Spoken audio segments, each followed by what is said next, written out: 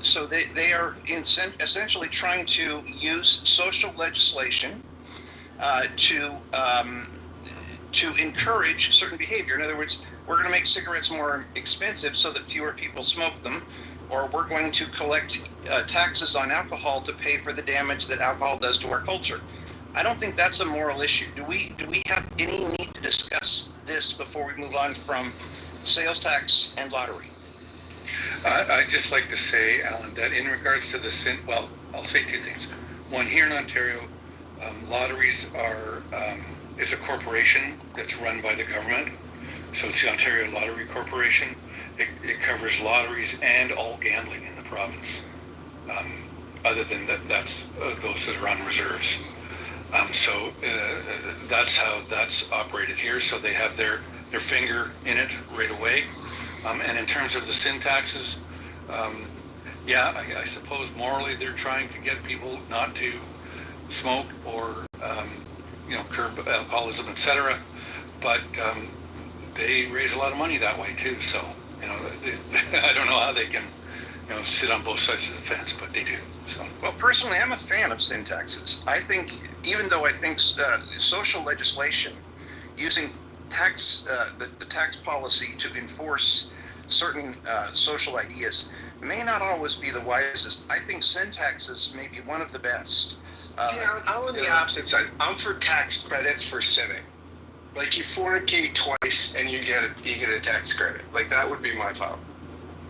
The Reverend Scott Jones has been heard from.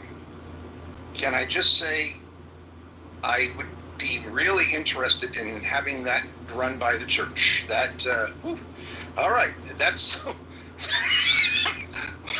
You never know. That would put asses in the seats. That kind of preaching puts asses in the seats. Yeah, and that's what the collection plate's for. Well, I think Scott's idea of the collection plate is people should take money out of it and not put money into it. I don't know. But anyhow, that's funny, Scott. That's absolutely hysterical. Let me just say I'm not a fan of that kind of sin taxes. I think the government should stay out of our bedrooms altogether. We kind of learned that last week, or at least tried to. I'm not sure we succeeded, but anyhow. You missed a doozy on that one, Reverend Jones. Okay, so, by the way, tariffs are also a tax. And I think it's really important. If Abby was here, and I wish she were, because she tried to argue this with me once, and I wasn't prepared. And one of the things that I have learned, if I'm going to be in a discussion with Abby, is I should always be prepared. I am both a husband and a brother. Now, the fact that I am a brother has nothing to do with the fact that I am a husband. Abby was arguing that the tariffs are not a tax because their purpose is to foster and encourage a certain industrial process in the United States. That may be true. I am a brother. But as far as anybody is concerned, when they purchase something, they are paying a tax. And in that sense, it is important that we tell the truth about it. And a tariff is a tax. Does anyone want to argue with me on that? Good. I'm glad to hear that. All right. Now, the second form of taxation is wealth taxes. I'm sure Roger and I are not going to completely agree on this, but I would love to try to come to a compromise with him on it. Wealth taxes, I don't mean what Elizabeth Warren is talking about, because I think that her idea was absolutely insane. Can someone give me an example of a federal wealth tax?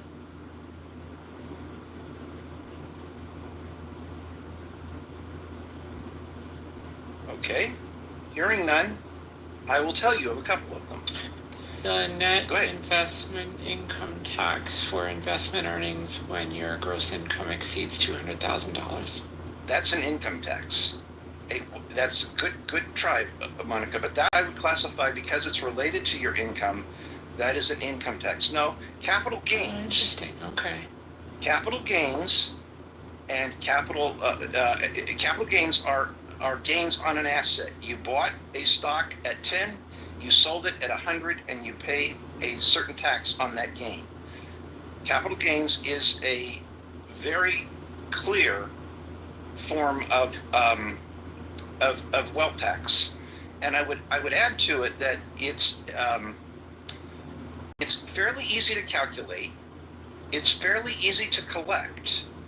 Now, we have some discussions about long-term capital gains and short-term capital gains, and if somebody wants to engage in that discussion, I'm perfectly happy to engage in it. The current idea is that you pay less tax if you hold something more than a specific period of time, I believe it's a year, and you pay more tax if you turn it over quicker. If I were writing the tax law, I would absolutely argue that we need a third form of capital gains tax, and this would not be for necessarily to raise revenue. It would be to discourage a behavior, and that would be day trading, a huge tax on day trading. Why? Because day trading doesn't help anybody except the trader. It does nothing for in fact, it hurts other traders because it'll make the price of stocks deviate more widely. So we could debate that at some point, but that would be one of the things I would point. Another form of wealth tax is property tax. And I thought about this for a while, but we're not going to talk about property tax much in this room because it's not a federal tax. Capital gains is, but we don't have a federal tax on property that I'm aware of, at least. If some tax eagle was here, they might argue with me on a small finer point, but that's pretty much it for wealth taxes. Does anybody want to discuss anything about wealth taxes specifically? Okay, wealth taxes are not as easy to collect as sales taxes, but nowhere near as complicated to collect as income taxes. And that is the last form of taxation we're going to talk about. Oh, before we do that though, there is one idea that I have for, it came up last week, and it's for dealing with reparations. I am not a fan of giving people money in terms of reparations. On the other hand, it is very clear that historically the black community has suffered from things that have kept their wealth from growing. So I would be a fan of incorporating wealth taxes, incorporating reparations into wealth taxes by perhaps giving blacks a higher allowance on their estate taxes than everyone else. But that's for another day. It's just one idea, and I'm not saying it's necessarily a good idea. But I think would you give that to would you have to be black, or would you have to be African descendant of slaves? I think you'd have to prove you were a descendant of slaves. Because like in that instance, like you would get like somebody like Barack Obama who wouldn't qualify for it, and Michelle Obama who would, right? I mean, yeah, you'd have to prove that one member of the couple was a descendant of slaves. And I think it would be, what I like about your question, Scott, is it gets to the essence of what's wrong with the idea of just paying just paying out a dollar amount. I'm very much opposed to that. But I think that if we were to reinstate what I think is one of the best form of taxation, which is inheritance tax, we would be all much better off. And by the way, I don't know if Roger is still in the room, but if he is, he was given a very good piece of advice, tax advice, the other day in a room, and I didn't get a chance to say it. It may not be to his personal liking, and I respect that. And I don't think the government should ever tell people how they should behave. But if you give your money to your children while they're living, you can avoid a certain amount of inheritance tax if you're at that level. And Roger isn't even at that level, so it doesn't matter. If what he told me is true, it doesn't even matter. But I would favor bringing the estate tax level way back down, maybe as low as $1 million, and it would raise a significant amount of money. And not only that, but it would level the playing field. Why should my children, who are raised by a middle-class person, be at a tremendous disadvantage relative to a wealthy person's children? Yeah, I just wanted to say, by the way, I wanted to acknowledge that well, Roger is not in the room. He left, but his cohort and my good friend Anson is here. And Anson, congratulations on the beginning of your new room. And I want to know, where are you getting such creative titles? I mean, you guys are oozing creativity. I love it. Congratulations on the rooming. You can respond to that, Anson. Yeah, thanks, Scott. We're at least the first room poached right off of the critical thinking. Second one today too, the exact same title. Like that was more.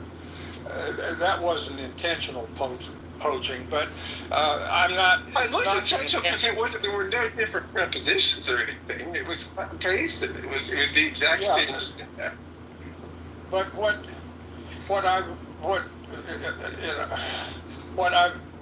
I'm trying to do is to get the opportunity, have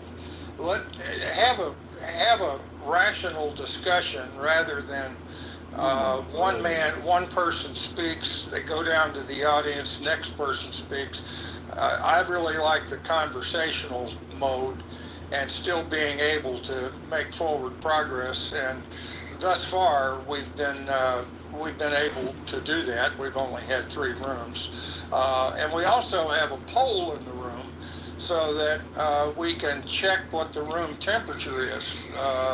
In other words, is there an overwhelming sentiment one way or the other? And then see how that poll evolves as the discussion goes in the room. And it's interesting. I'm enjoying it, and I wish you guys the best over in the Critical Thinking Forum. But I just decided to try a different tact, and we're not trying to poach on your topic. If you need me to copy the room titles to save you time, I could message them to you at like 4:45 just to save you time. I'm sorry, I've got my hearing aids in, but I didn't hear what you said. I said if it would save you time, I could get the room titles early and I could message them to you, so that just save you time. Well, I think between Roger and myself and Steve and Moose, we'll be able to come up with some pretty interesting titles. Well, if past is prologue, you had it, yeah. But I look forward to this, and I think you're a creative guy. I want to encourage you. I think you will.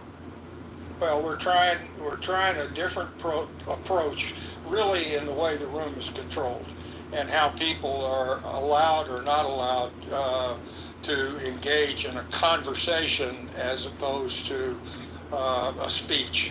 And that is great. That's what we're trying to do, and thus far, I mean, today I have no idea what the output was in the Critical Thinking Forum as to whether Ukraine should give up land or not.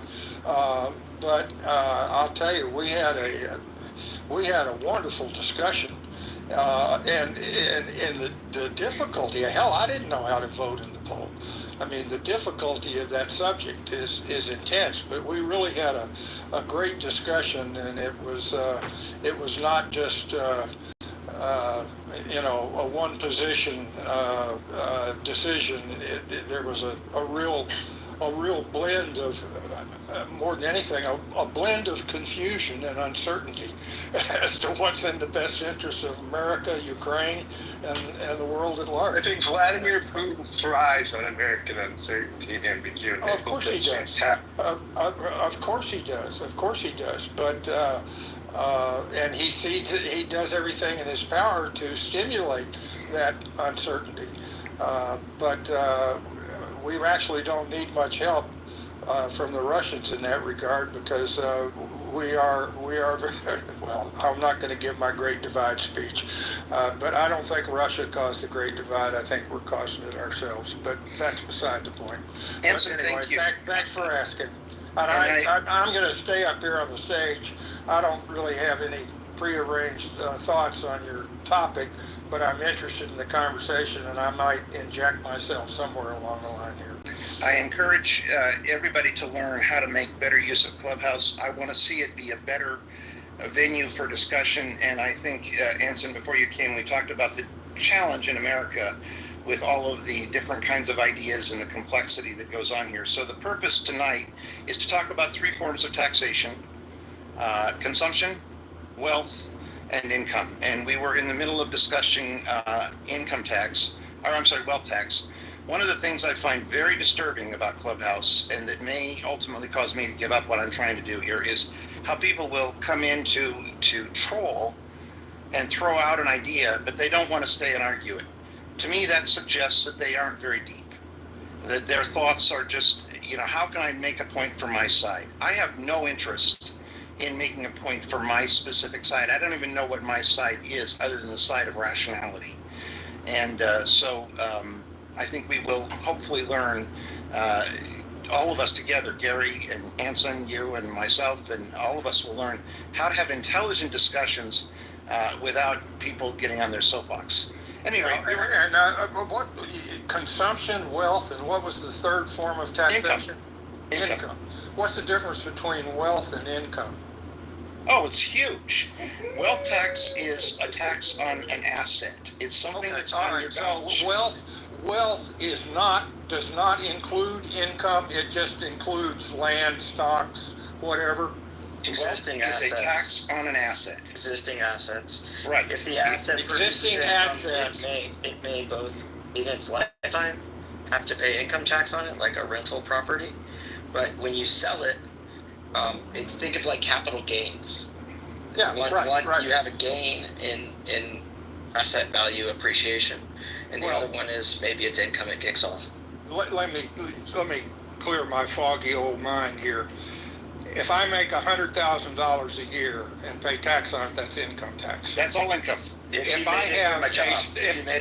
have a stock portfolio worth $1 million and I have a profit on the sale of that stock portfolio of $100,000 in a year, that is wealth tax. That's a capital gain. Both get taxed. No, but yes, that's we don't have wealth a wealth tax. We just have This is when Mitt Romney ran against Barack Obama. Okay, Barack Obama paid the Hold highest on. tax rate, and Mitt Romney paid like half of it. Just real quick, Scott. In America, we don't have wealth taxes yet. We have capital gains tax, Right, which capital gains, transfers, it translates to your income tax and gets split based upon how your other income's composed and how much you have. But income from assets is income itself. But we do not have a wealth tax as of yet in America. Do you remember the that, one I Alan? think that Alan's talking Respectfully, in Washington State, a wealth tax was passed. about. Nationally, Okay, we let's don't have one. Sorry. slow this down. Let's slow this down. Anson, when you report your capital gain, you report it on your income tax return.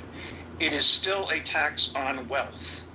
It is not a tax on, you could claim it's a tax on income, but technically you are paying that tax because you have wealth. So So I would then, the fact that somebody said we do not currently have a wealth tax, but by what you're saying, Alan, we do have a wealth tax. We just call it capital gains.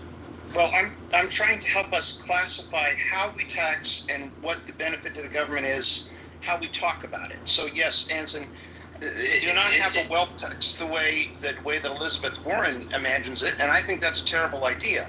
But when you think about it, as state taxes at bottom are wealth taxes.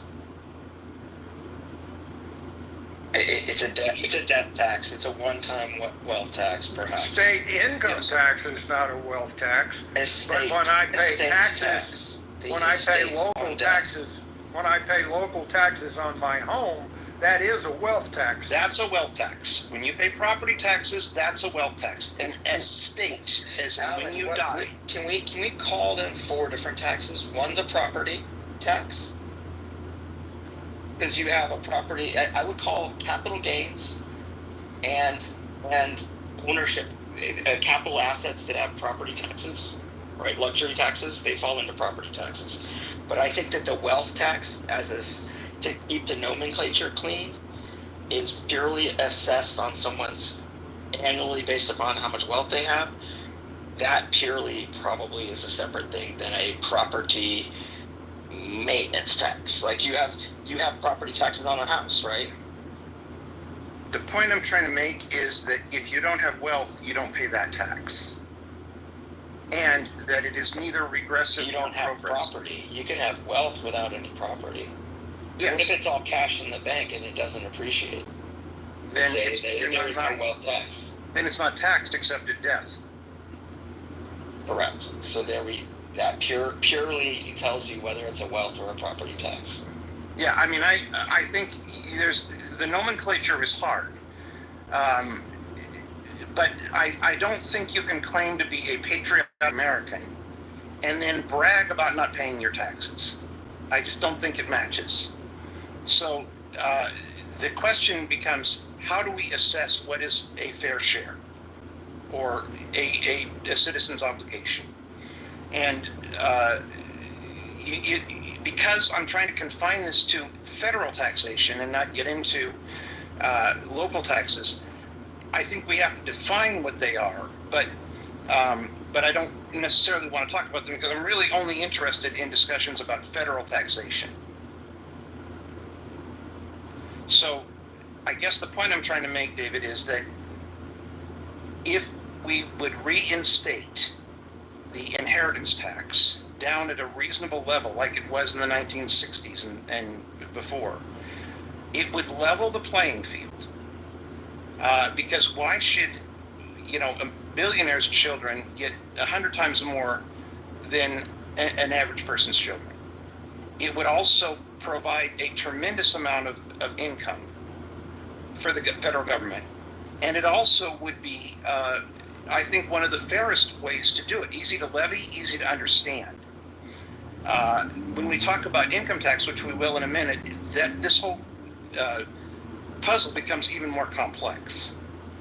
I think one of the reasons people get so exercised about their tax is because they think it's unfair. And I think one of the reasons that they think it's unfair is they conflate a whole bunch of things. They don't look at the whole picture. They just conflate things. They'll do like Roger did and come in and throw a bomb, or not really a bomb, he just made a point. But they don't listen to the whole discussion, so they're really not very, very capable of engaging in the discussion. That's the point I'm trying to make.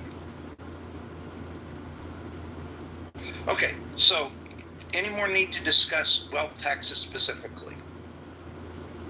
Yeah, if you're going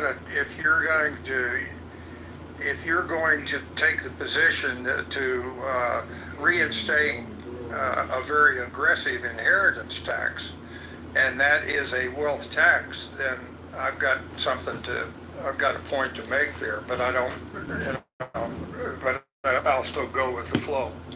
Well, let's see what we get after the income tax, and then you can come back and maybe you may still want to make that point, because at the end. That's fine. Okay. So income tax is very different than the other two forms of taxation that we've talked about. It is a tax on income, and it's very confusing to people for many reasons. First of all, your income tax is divided into two very different kinds of taxation. One is a progressive tax based on your income. The other is a payroll tax. So Medicare, Social Security taxes are not based on your income. They're based on your income, but they're an even share. In other words, it's a specific tax to pay for a specific program. It only goes as high as the current level is, about $200,000. It is not paid as a share of income beyond that, and it has a designated purpose.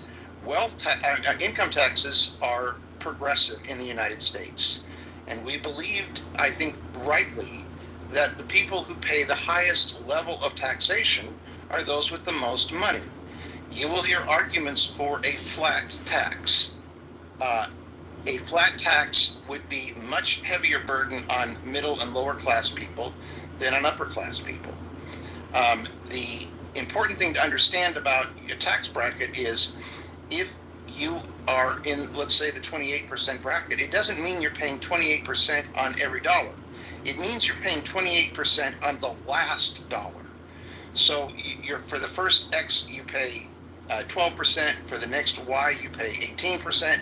For the next Z, you pay 28% or whatever it is. when people talk about their tax bracket, it is incredibly confusing because they often do not specify whether they mean their federal and state bracket combined.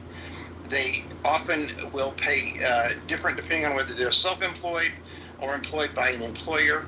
So when someone talks about their specific tax bracket, what they really should tell you is the federal tax on their last dollar. That's the only way to compare taxation across the states. Does that make sense to people? Okay, good.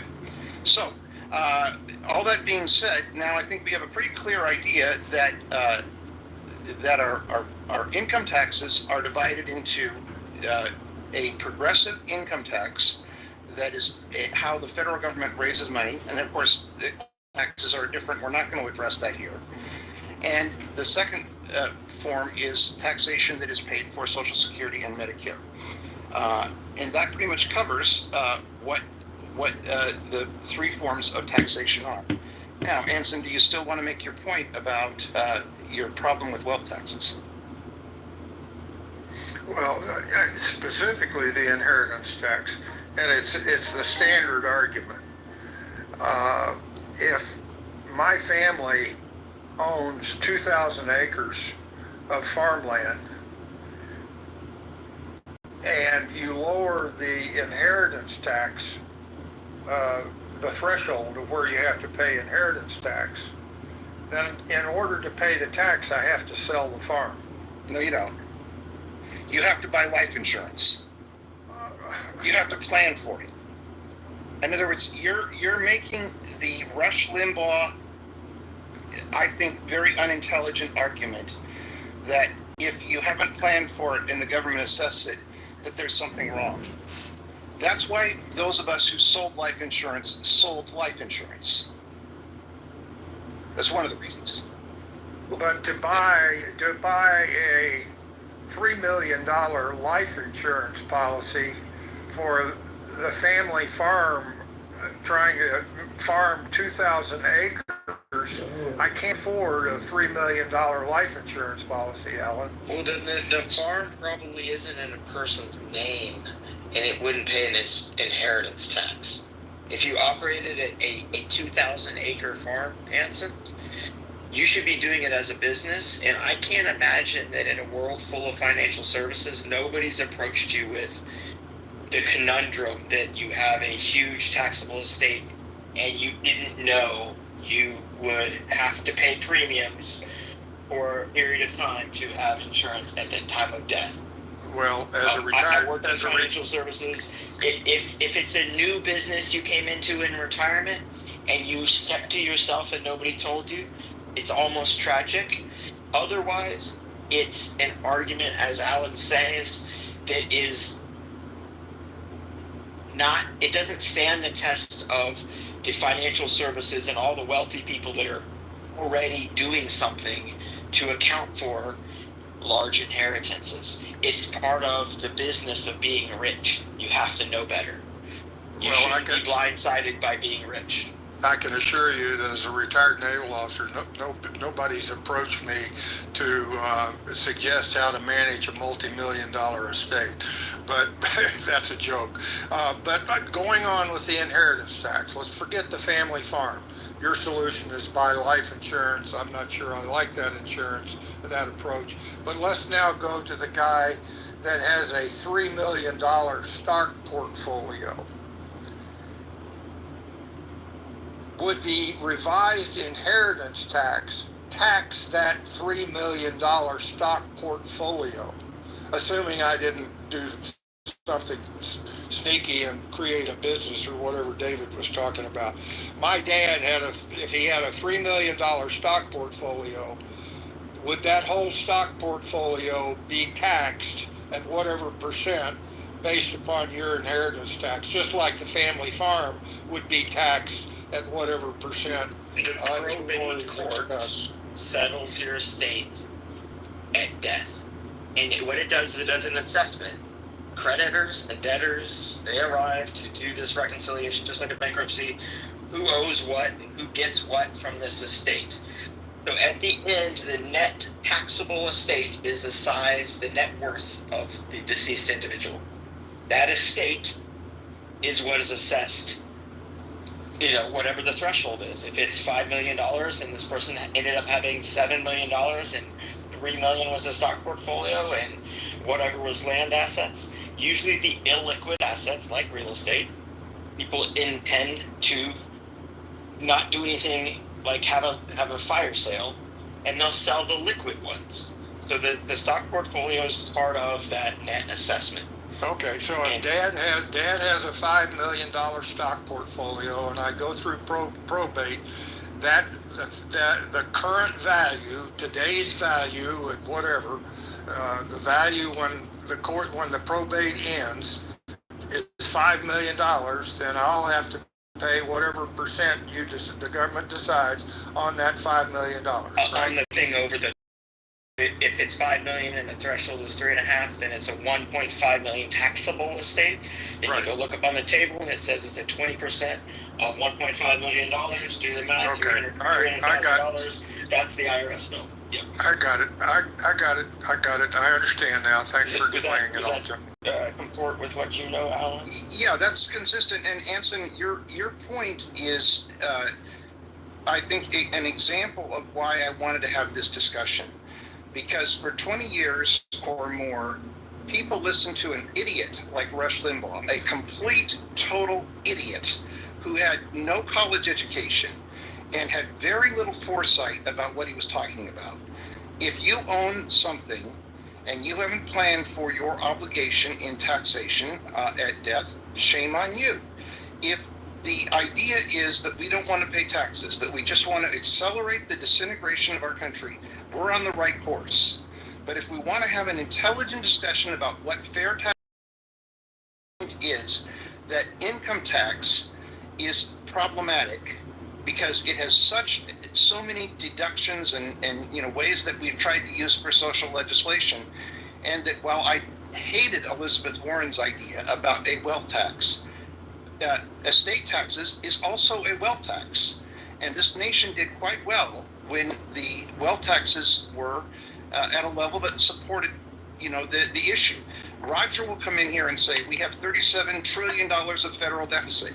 He's right. What the fuck are we going to do about it? And I think that when you have an idiot like Rush Limbaugh or similar right-wing commentators who haven't thought through the whole problem and don't have a better solution, they want to accelerate just the destruction of everything. That's why I say Grover Norquist was a coward. Next week, we'll talk about what services we can live without, and I'm perfectly happy to do that. But we have an obligation to pay off our federal deficit. We have an obligation for the common defense, and I would submit we have some other obligations that we should be talking about, and the answer is not to just blow the whole thing up. Hey, this is Darryl Allen. Can I say something? Yeah, Darryl, go ahead. Go ahead. Yeah, I was going to say to Anson's example as well. If it's purely stock, you can actually gift stock to a beneficiary. You don't actually. It doesn't have to be liquidated. The cost basis gets adjusted. I forgot what the phrase was. It's stepped up. Stepped up basis. Yeah, stepped up basis. So on your example of your dad's stock portfolio, you don't actually have to sell it. You can gift it. There used to be this phrase when I was on Wall Street. It was make, borrow, die, right? The idea being that once you make enough money and get to a certain level, you spend a lot of time just borrowing because there's a lot of institutions that will loan you money. Like in your dad's case, Anson, they might actually, do some margin loans against your dad's stock. You're paying back the interest. Hopefully, there's never any calls on any of that stock. And then the idea is that you just basically die and leave your inheritance. And in many cases, the original tranche of your wealth is pretty safe. I remember when I was with JP Morgan, every 6 months, we would have to put out these in the paper, like I'm sure you guys have seen it where you are, of unclaimed assets, right? Like there's a, sometimes it's 3 or 4 pages of people who have assets at the bank that the bank hasn't heard from in 5 years. And it's a state requirement, but each state is required, requires the institutions or the companies to list the last known contact, last known sometimes city where they were.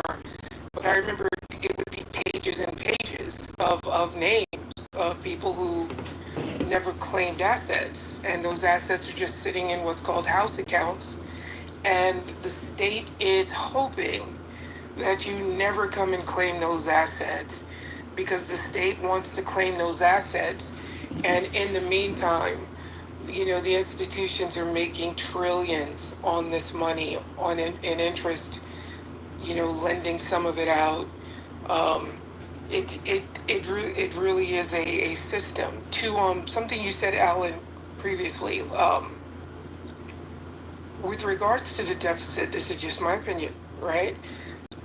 We hear folks saying, it's always we got to cut spending, we got to cut spending, we got to cut spending. I don't understand why no one wants to raise revenues, because I think the idea of raising revenues, that means we have to raise taxes. Maybe not. Maybe there are some other ways where we can raise revenues in this country. Some of it could be taxes. It doesn't have to be individual. Some of it could be corporate tax. The idea that, we give massive tax breaks to companies, and this idea that somehow it's going to trickle down to the individual employees, it has never worked. Trickle-down economics has been something that they started talking about, I think, with Bush Sr.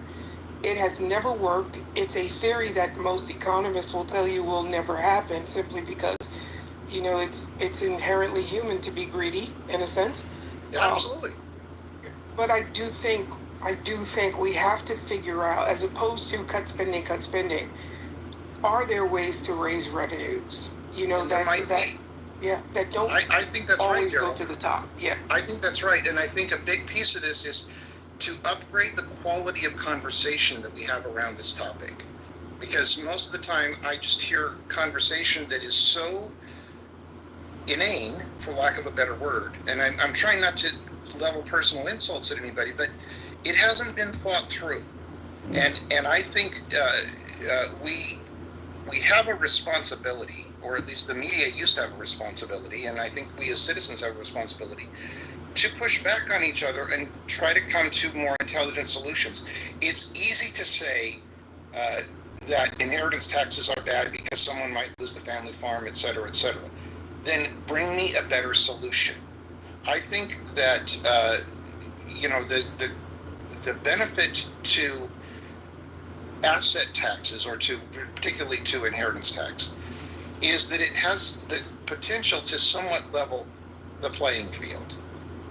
And I think this is one of the real problems in our country.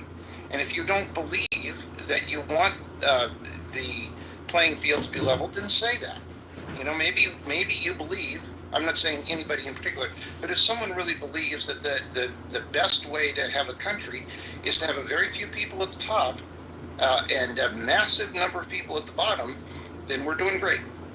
I don't think most people believe that. And I think most of the discussion around it is had by people who have not considered the implications of what they're saying. And they get away with saying things that are just not true. And that's particularly true around inheritance tax. Yeah, I think it's because I have a question about inheritance tax. If you don't, let Daryl make his point. I have a question about inheritance tax. Daryl, please finish. Sorry. Go ahead, Daryl. Yeah, no, what I was going to say is I think we see things happening around